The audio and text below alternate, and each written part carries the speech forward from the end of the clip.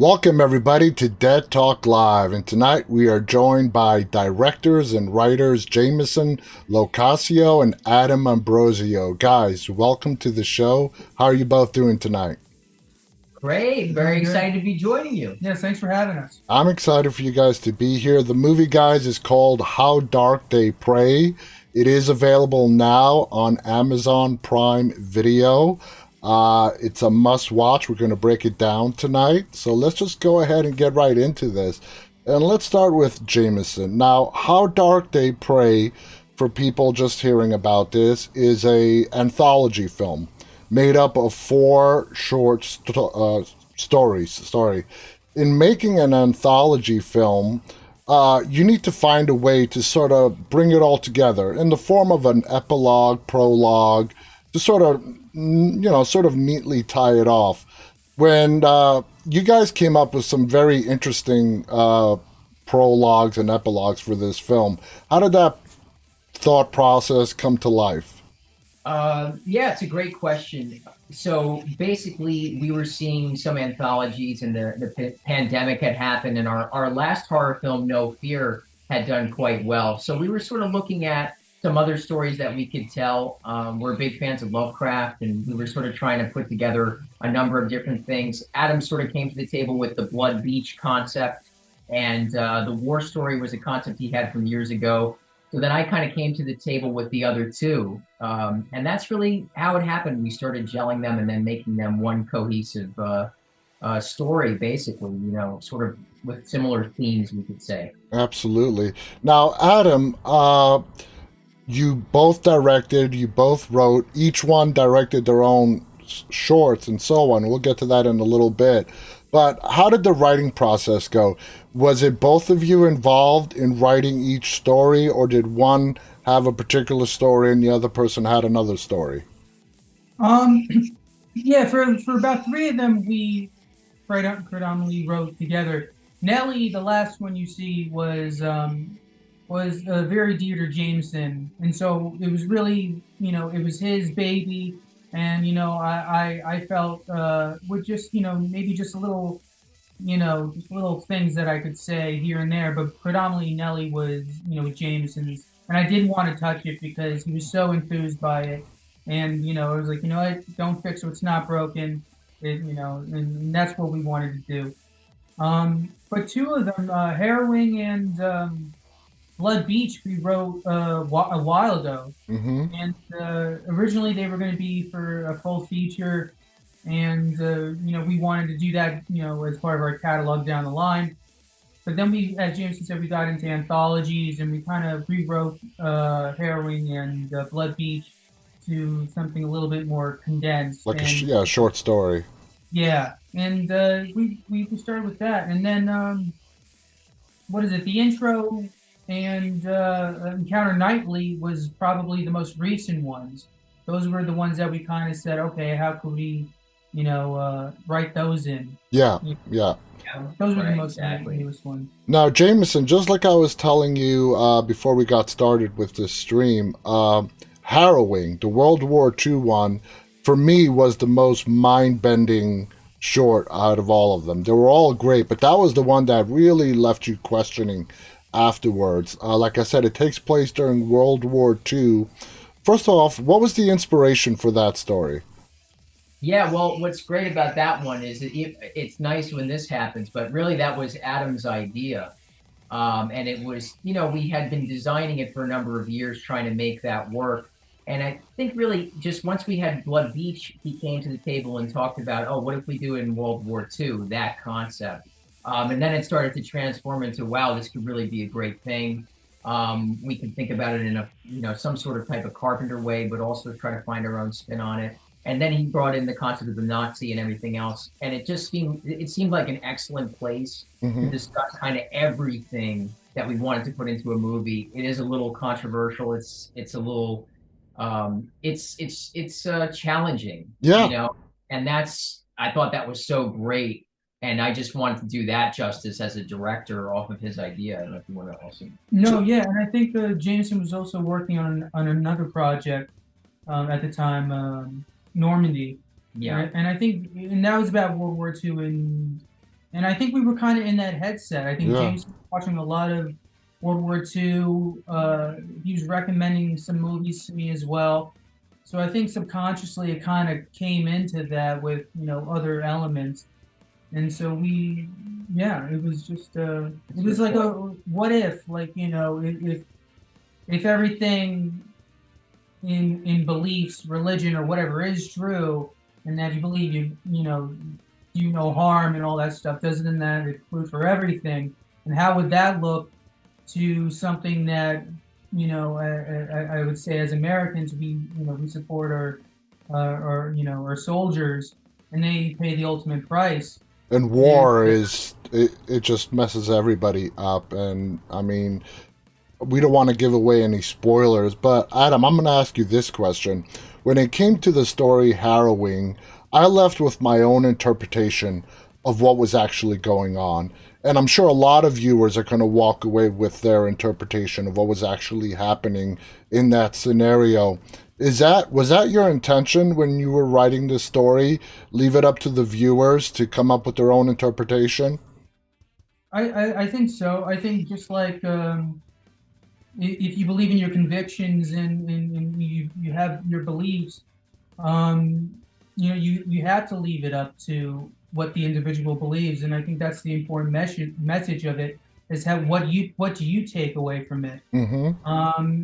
There's a lot of dark elements, and I think inner searching that people could find through it because it involves the human condition, and that's something I don't think anybody is. We're nowhere capable of understanding Yeah. really, physically, emotionally, spiritually. So I think it's just a little nod to say, hey, that that conversation can happen, and it should happen. And I think more people should be having that. And more importantly, we cannot put ourselves in the position of anybody who's faced combat, and Yeah. especially in World War II, and just the terrible conditions that these men had to go through every day and night. Jamison, if I thought if any of these stories would make a great full feature film, if I had to pick one, I would go with Blood Beach. Hmm. Do you agree or disagree with that? That's an interesting point. And I think we've talked about this a bit. Yeah. Just in terms of like, which things lend themselves to. I mean, there's so much to mine with Lovecraft, and that was something that Adam also really introduced me to because I was not really a horror person until he introduced me, which is our whole crazy story behind No Fear. So Lovecraft is something I went out and read a lot of off of his suggestion. There's a lot to it, but it's also difficult because it so much relies on the imagination. Mm-hmm. So the more that you sort of flesh it out and put it in front of people, you start to sort of lose that magic a little bit. It would be an interesting challenge to try to see if you could make that as a full length and still keep that sense of wonder, Yeah. you know. And so that's yeah, it's an interesting point, and it would also just be a big challenge too. Absolutely. Now, Adam, the first story, like you mentioned, is Encounter Nightly, where that's the one that you directed. You guys introduce us to the character Trent UFO. Uh, he has a show highlighting people's UFO experiences, encounters, but he's not a real believer in the whole UFO phenomena. Is Trend UFO meant to convey the average YouTuber who's just trying to find anything that will resonate with a crowd? Was that what you were trying to get at with the character of Trent UFO? Yeah, and I think there's a lot of characters like that, and I think the subconsciously it was that saying be careful what you wish for.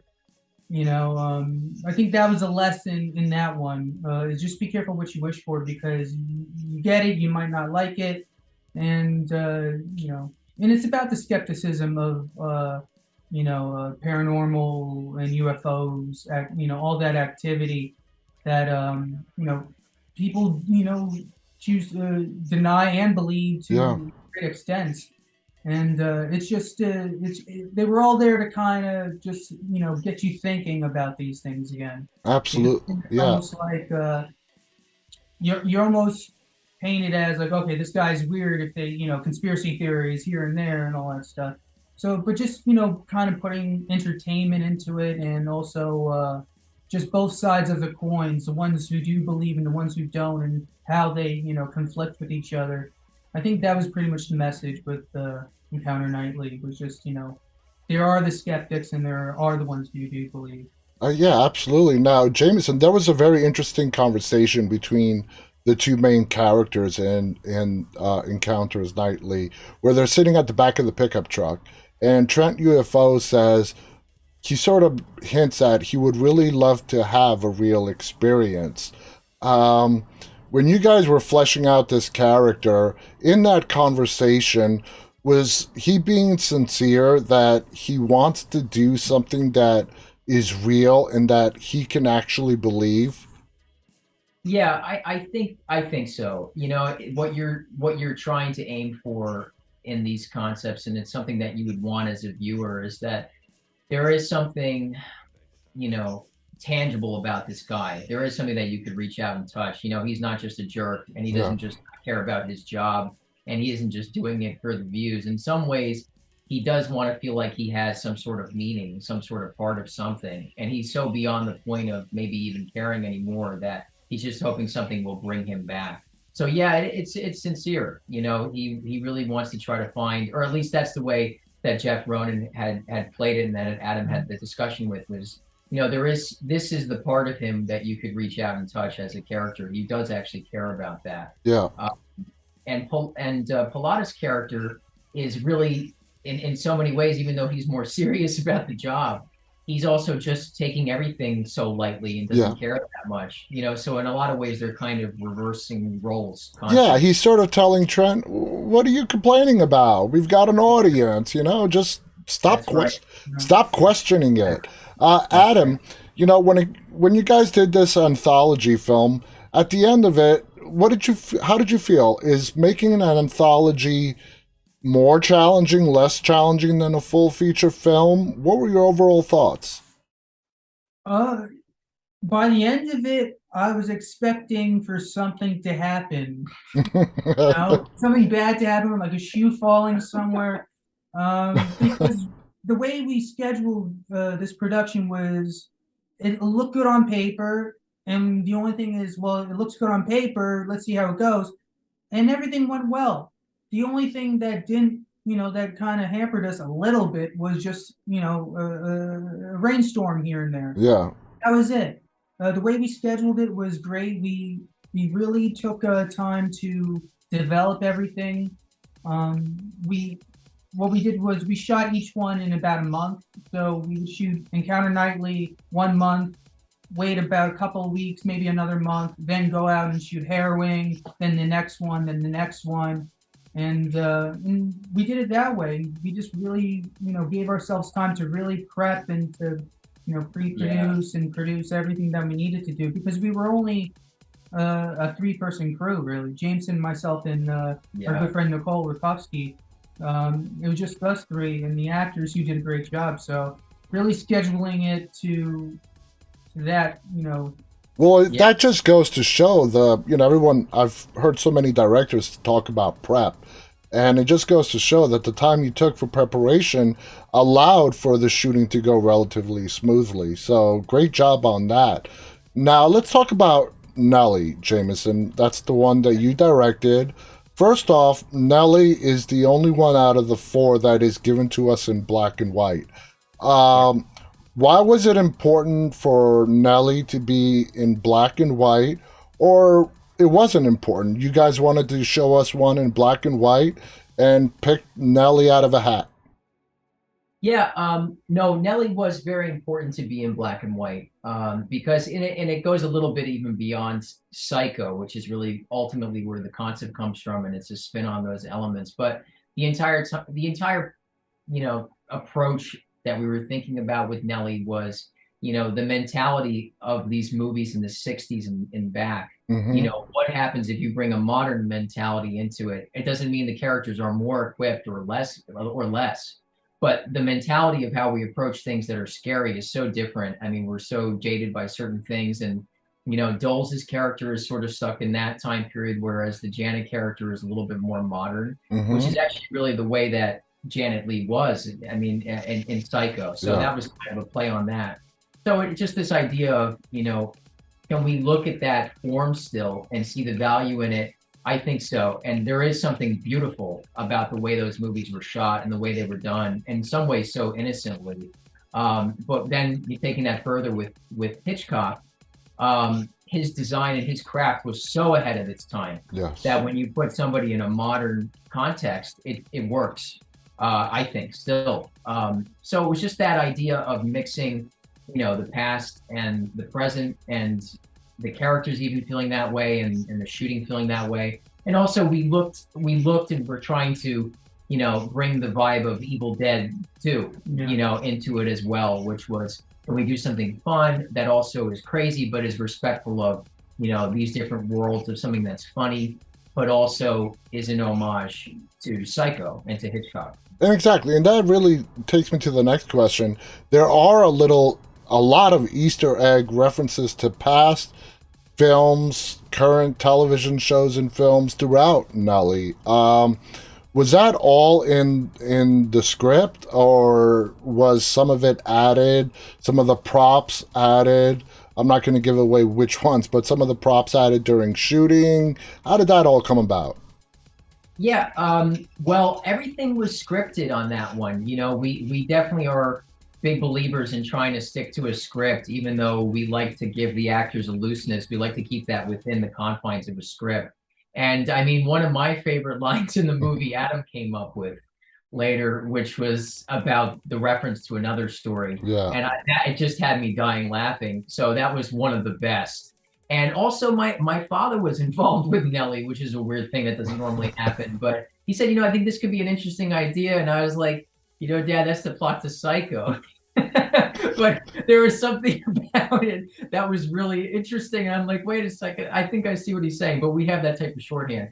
And actually, the truth about Nelly is I wasn't sure if it really made sense. And I got to give, like, to put it into this.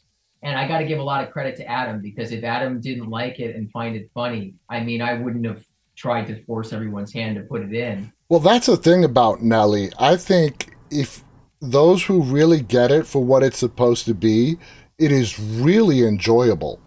Uh, Thank you. I really enjoyed it. And, Adam, I mean, what are your thoughts on how Nelly turned out? Are you happy with it? I'm very happy, and that's why I didn't want to touch it, with like making changes or whatever, because there were, as Jameson said, the inspiration of Evil Dead and Psycho. I mean, those were pretty much the two movies I think he started getting into horror. Yeah. Halloween as well, Carpenter. But and to see that transform over the years, his love for horror, and then you read Nelly, and you see all the inspiration. It's like, all right, this is what inspired him. It cumulatively fell in and made a soup, and then it came out with Nelly. This is what his admiration of horror movies is, his Yeah. influence. And it wouldn't have been right for me to put my ingredients into the pot, because it tastes good the way it is. Exactly. Don't touch it if it's not broke.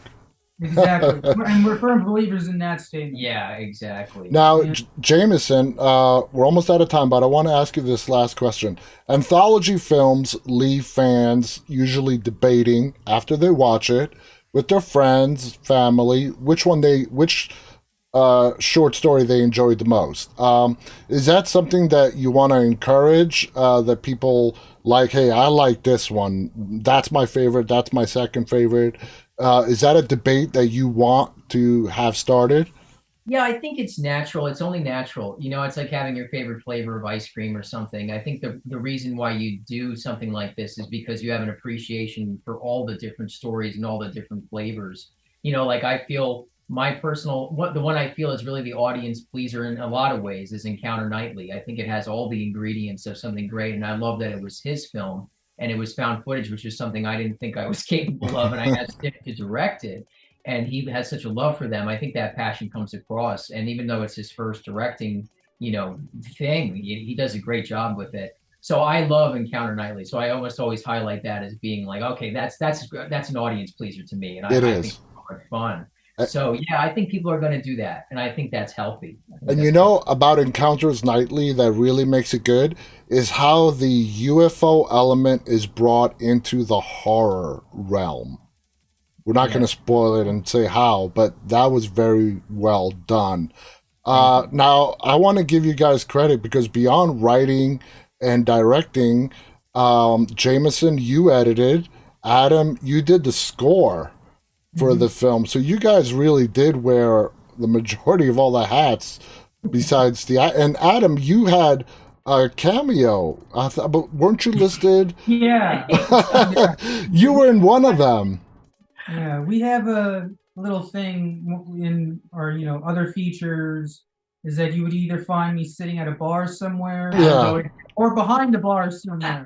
totally Uh, Stephen so- King like. yeah, yeah, he's our Hitchcock. yeah, Yeah.